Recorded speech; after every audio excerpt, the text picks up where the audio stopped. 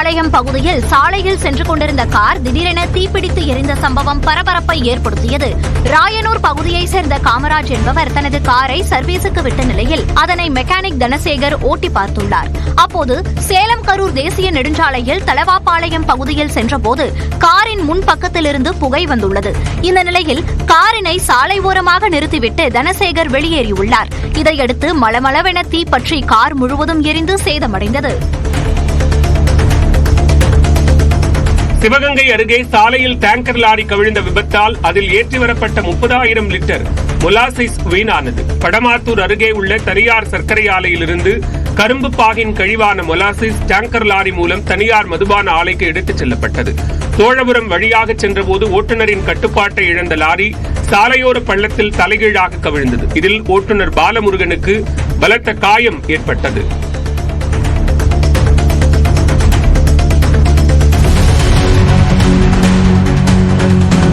திருவண்ணாமலையில் உள்ள பாத்திரக்கடையின் ஷட்டரை உடைத்து உள்ளே புகுந்த 4 பேர் பணத்தை திருடிச் சென்ற சிசிடிவி காட்சி வெளியாகியுள்ளது.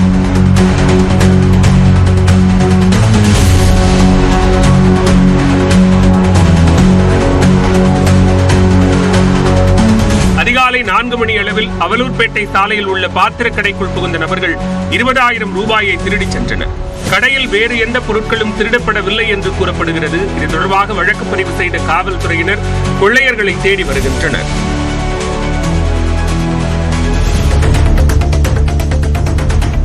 கிருஷ்ணகிரி மாவட்டம் சந்தூர் அரசு ஆரம்ப சுகாதார நிலையத்தில் மருத்துவர்கள் சரிவர பணிக்கு வருவதில்லை என நோயாளிகள் குற்றம் சாட்டியுள்ளனர். போச்சம்பள்ளி அடுத்த சந்தூரில் அரசு ஆரம்ப சுகாதார நிலையம் செயல்பட்டு வருகிறது.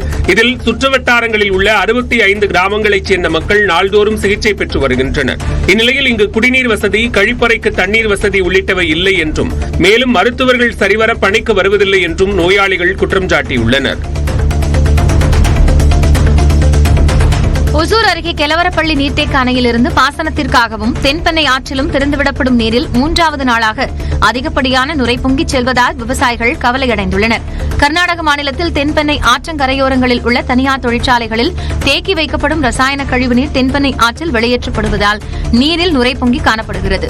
தற்போது அதிகப்படியான நுரை பொங்கி துர்நாற்றத்துடன் வெளியாகிறது. ஏற்கனவே நீர் மாதிரிகளை சேகரித்த பசுமை தீர்ப்பாயத்தினர் அதன் சோதனை முடிவுகளை வெளியிட வேண்டும் என்று விவசாயிகள் கோரிக்கை விடுத்துள்ளனர்.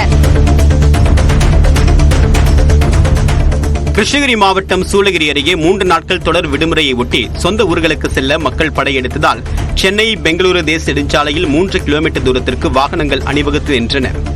புனித வெள்ளி, ஈஸ்டர் என்று தொடர் விடுமுறையால் பெங்களூருவிலிருந்து தமிழ்நாட்டுக்கு வரக்கூடிய வாகனங்களின் எண்ணிக்கை வழக்கத்தை விட அதிகரித்து காணப்பட்டன. இதனால் ஓசூரிலிருந்து கிருஷ்ணகிரி செல்லக்கூடிய சாலையில் 3 கிலோமீட்டர் தூரம் வரை வாகனங்கள் அணிவகுத்து நின்றன.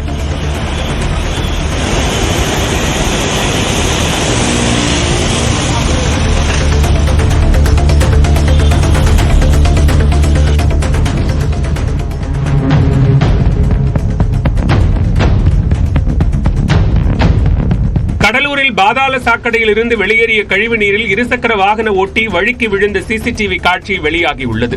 திருப்பாதிரி புலியூர் கூத்தப்பாக்கம் சாலையில் அரசு மகளிர் கல்லூரி முன்பு பாதாள சாக்கடையிலிருந்து கழிவுநீர் வெளியேறி சாலையில் வழிந்தோடுகிறது. எண்ணெய் பசையுடன் உள்ள இந்த நீரில் சென்ற இருசக்கர வாகன ஓட்டி ஒருவர் நிலை தடுமாறி கீழே விழுந்து காயமடைந்தார்.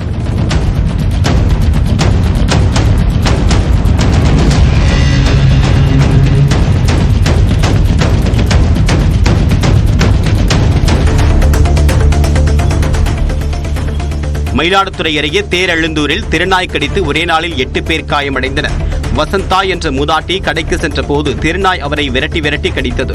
இதில் பலத்த காயமடைந்தவர் மயிலாடுதுறை அரசு மருத்துவமனையில் அனுமதிக்கப்பட்டார். இதே நாய் லட்சுமி, செல்வம், அர்ஜுனன் உட்பட 8 பேரை கடித்துள்ளது. இது தொடர்பாக அதிகாரிகளுக்கு தகவல் தெரிவித்தும் நாயை பிடிக்க எந்தவிதமான நடவடிக்கையும் எடுக்கவில்லை என்று மக்கள் குற்றம் சாட்டுகின்றனர். காஞ்சிபுரம் மாவட்டம் ஸ்ரீபெரும்புதூரை அடுத்த இருங்காட்டுக்கோட்டை சிப்காட்டில் அட்டைப்பட்டி தயாரிக்கும் நிறுவனத்தில் தீ விபத்து ஏற்பட்டது. அதிகாலையில் மின்கசிவு காரணமாக தீ விபத்து ஏற்பட்ட நிலையில் தீயணைப்புத் துறையினர் தீயை அணைக்கும் பணியில் ஈடுபட்டனர். பணியிலிருந்து 68 பேரும் மீட்கப்பட்டு 6 மணி நேரத்திற்கு மேலாக போராடி தீ கட்டுக்குள் கொண்டுவரப்பட்டது. இந்த விபத்தில் சுமார் 200 கோடி ரூபாய் அளவிற்கு இழப்பு ஏற்பட்டிருக்கலாம் என கணிக்கப்பட்டுள்ளது. மத்திய அரசின் வக்ஃபு சட்ட திருத்தத்திற்கு எதிர்ப்பு தெரிவித்து திருநெல்வேலி மாவட்டம் மேலப்பாளையத்தில் கடையடைப்பு போராட்டம் நடைபெறுகிறது. மேலப்பாளையம் பகுதியில் உள்ள ஜமாத் தலைவர்கள், அரசியல் கட்சியினர், வியாபாரிகள் இணைந்து கடையடைப்பு போராட்டத்திற்கு அழைப்பு விடுத்திருந்தனர். நகரில் உள்ள 1500க்கும் மேற்பட்ட கடைகள் மூடப்பட்டுள்ளதுடன் ஆட்டோ, கார் உள்ளிட்ட வாடகை வாகனங்களும் இயங்கவில்லை.